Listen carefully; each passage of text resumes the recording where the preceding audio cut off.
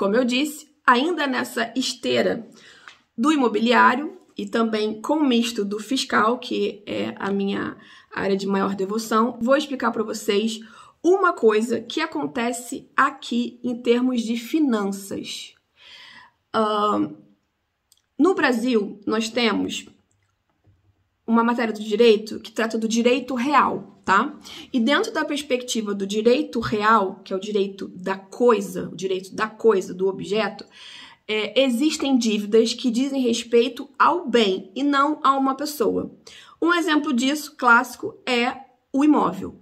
O imóvel, ele tem dívidas que são próprios da coisa, como se ele fosse um ente. E ele é o ente devedor, porque toda dívida que decorre da existência do imóvel fica vinculada ao próprio imóvel. O exemplo clássico é o IPTU, ok?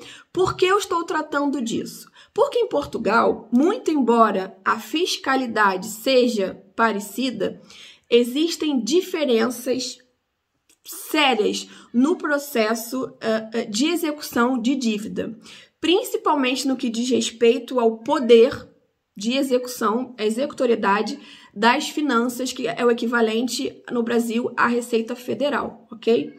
Então, eu vou lhe dar um exemplo.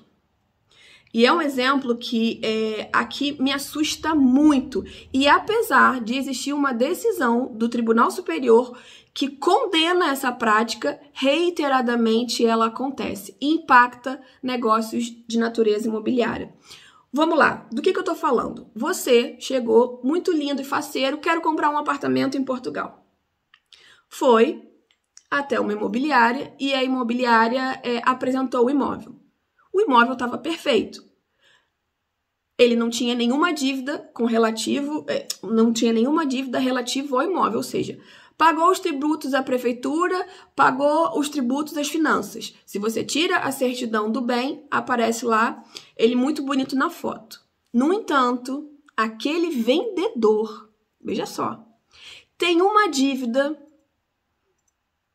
pequena que diz respeito ao imposto de renda dele. Ou, menor ainda, diz respeito ao imposto do veículo. Ou, ainda pior, ele tem multas de trânsito que não foram pagas. Porque aqui,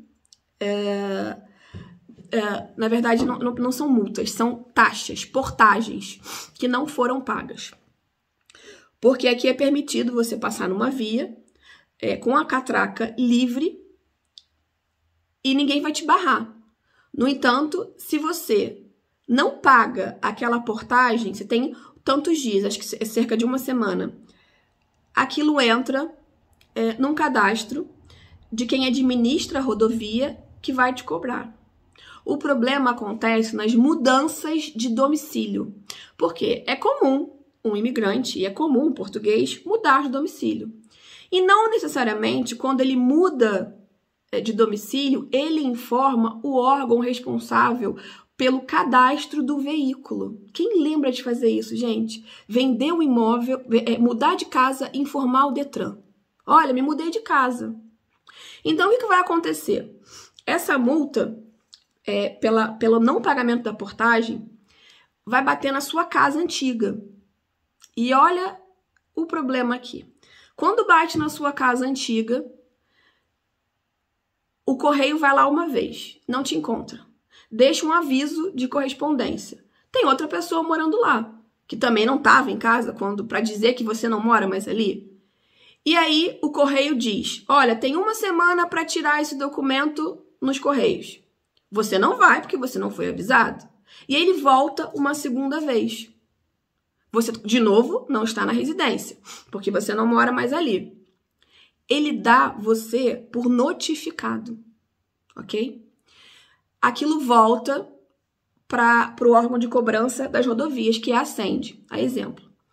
A Sende faz o quê? Informa as finanças que você, muito embora notificado, não pagou aquela multa, aquele pórtico. As finanças, então, lançam mão de uma ação de cobrança coercitiva contra você. E elas vão mandar uma cartinha para sua casa. Muito embora você não tenha atualizado no IMT, a gente espera que você tenha atualizado nas finanças. E você recebe aquela cartinha.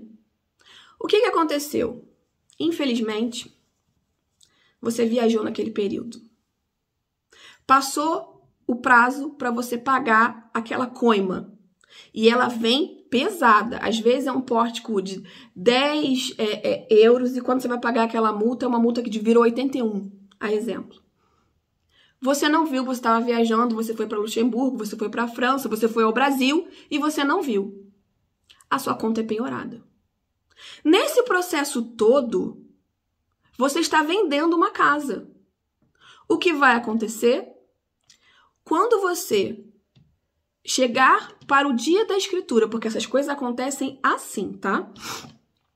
E a agência imobiliária for emitir a guia para você pagar no notário, no dia da escritura, você descobre que não pode vender aquele imóvel porque existe dívidas por serem pagas nas finanças. A dívida não tem nada a ver com o bem, ou seja, não é próprio da coisa. É uma dívida que diz respeito a um valor ínfimo, como eu acabei de dar um exemplo, de 80 euros. E você fica impedido de emitir a guia e concluir o negócio. Qual é o problema dessa situação? Primeiro, é inconstitucional. Porque a dívida não diz respeito ao imóvel. A segunda situação aqui, que é bizarra, se o comprador também tiver dívidas, a guia deixa de ser emitida. E você fica assim, mas meu Deus, como é que pode? É como se as finanças estivessem dizendo assim, olha, antes de você comprar qualquer coisa, pague essa multa que você tem aqui de trânsito. Eu não estou dizendo, se a gente for olhar pela legitimidade moral da cobrança, não faça sentido. Agora, isso extrapola a via judicial, atropela o processo de execução. Então, infelizmente, é uma prática recorrente, mas ela é ilegal. Então, o que você tem que fazer antes de qualquer coisa? Eu estou comprando um imóvel, tá? Você tem que se certificar que a sua situação... Gente, eu tô com uma alergia. Que a sua situação nas finanças está perfeitamente ok. E isso muda de um dia para o outro. Porque, principalmente para pessoas que mudaram de carro algumas vezes, tá? A outra situação é que você tem que garantir não só que aquele vendedor não tenha nenhuma irregularidade com processos que digam respeito ao imóvel, mas também alguma coisa que diga respeito às finanças, tá? Todo mundo sabe, tá? Em termos de execução, que uma pessoa não pode se desfazer dos bens na proporção das dívidas. É necessário que, uma vez que ela tenha dívidas em curso, em processo de execução judicial, ela fica impedida de vender bens, mas isso é um processo que diz respeito à fraude a credores. Se a pessoa tem dívidas que não estão em fase executiva, não foi citada em absolutamente nada, nós não podemos alegar que ela está numa situação de fraude. Portanto, o negócio é lícito. Mais ainda, se o valor correspondente à venda seja infinitamente maior do que o patrimônio em dívida que ela tenha, que muitas vezes é uma coisa de 1%, mas mesmo assim isso impede efetivamente a conclusão do negócio. Por que isso é perigoso? Porque muitas vezes os contratos de compra e venda, posso dizer que mais de 95% deles têm um prazo exíguo para ser executado, ou seja, a promessa de compra e venda nasceu hoje e ela tem, de modo geral, 30, 60, no máximo 90 dias. A gente só chega na fase da emissão das guias, porque essa guia tem duração de 24 horas, ok? Se você emite ela hoje, você tem que pagar ela no máximo amanhã, tá? A gente só chega na fase de emissão daquela guia na semana que vai ser feita a compra e venda efetivamente com a escritura definitiva. Portanto, é um período muito curto e, de modo geral, a gente está justamente naquele momento de lapso temporal para acabar com a promessa de compra e venda. Ou seja, faltam poucos dias para aquele processo caducar. Então, você precisa ter uma atenção especialíssima, porque existem pessoas que vão utilizar dessa ferramenta, inclusive para dizer o seguinte: quando você, por acaso, é o comprador e não consegue emitir a guia, não escriturou em 60 dias, não vou devolver o seu dinheiro. Percebeu? E do contrário, uma pessoa que ela quer desistir do negócio, não consegue emitir a guia por conta de uma situação que implica o vendedor. E aí ela vai dizer o quê? Olha, se o negócio não foi realizado no prazo porque você não conseguiu providenciar a documentação, me devolve o que eu paguei e me paga as arras, ou seja, me devolver em dobro. Perceberam? Então, fiquem muito atentos. Percebam que essa situação a gente não encontra nas imobiliárias. A gente encontra isso nos tribunais. E para que você não perca ou melhor, para que você não perca não, para que você não seja pego de surpresa em relação a uma situação dessa, consulte um advogado especializado, tá bom? Beijinho para vocês, até o próximo vídeo.